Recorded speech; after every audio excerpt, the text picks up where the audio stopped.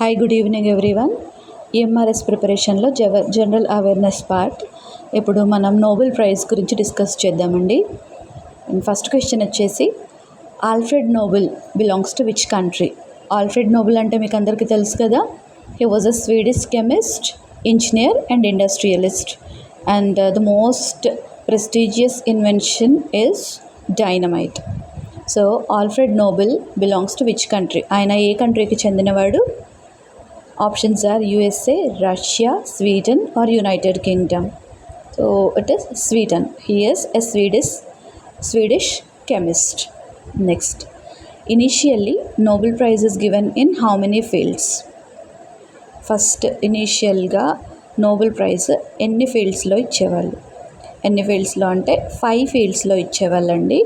ఇది స్టార్ట్ చేసిన కొత్తల్లో on November 27th, 1985, Alfred Nobel signed his last will and testament, giving largest share of his fortune to a series of prizes in ఏంటవి 5 fields: physics, chemistry, physiology or medicine, literature and peace. Later in 1968, ఈ Swedish central bank establish చేసింది economic సైన్స్కి కూడా Nobel prize ఇవ్వాలని, in the memory of Alfred Nobel. Swedish central bank పేరేంటండి? Sveriges రిక్ bank. Okay, ఇవన్నీ చాలా important. And మనం Alfred Nobel గురించి, నోబెల్ ప్రైజెస్ గురించి, ఎన్ని ఫీల్డ్స్లో ఇస్తారు అన్న దాని గురించి చాలా కేర్ఫుల్గా ప్రతి ఒక్క పాయింట్ గుర్తుపెట్టుకుంటూ చదవాలి. అండ్ మళ్ళీ గుర్తుపెట్టుకోండి, Alfred Nobel was a Swedish chemist. ఆయన స్వీడన్కి చెందిన chemist. And he was engineer and industrialist. And this Nobel Prize was first given in 1969. As of now, how many persons got the Nobel Prize more than once in same category? ఇప్పటి వరకు same కేటగిరీలో ఎక్కువ సార్లు, ఒక్కసారి కన్నా ఎక్కువ సార్లు ఎంతమంది తీసుకున్నారు? ఎంతమంది అంటే 3 మెంబర్స్ అండి. 3 మెంబర్స్ ఒక్కదానిలోనే. ఇప్పుడు చూడండి, బార్డీన్ ఫిజిక్స్లో 2 times తీసుకున్నారు. మేడం క్యూరీ ఫిజిక్స్లో, కెమిస్ట్రీలో తీసుకున్నారు, డిఫరెంట్. ఎల్ పౌలింగ్ కెమిస్ట్రీలో, పీస్లో నోబెల్ పీస్ ప్రైజ్ తీసుకున్నారు.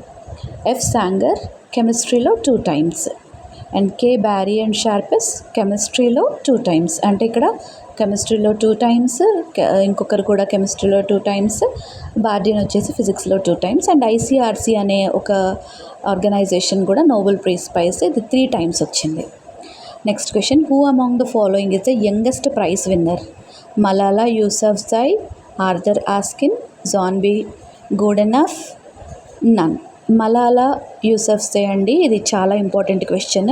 She got Nobel peace prize in the year of 2014. And వీళ్ళు కాకుండా 25 yearsలో తీసుకున్న వాళ్ళు కూడా ఉన్నాడు.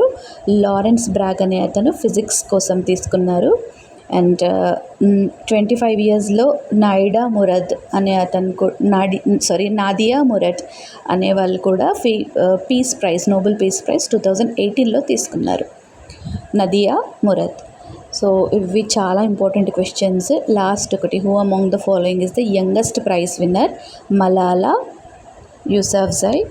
ఇది ఖచ్చితంగా స్టార్ మార్క్ పెట్టుకొని మరీ చదవండి. ఓకే, అండ్ ఇక్కడ age, name and category year wise ఇచ్చాను. అండ్ విన్నర్స్ ఏ ఫీల్డ్లో, ఏ ఇయర్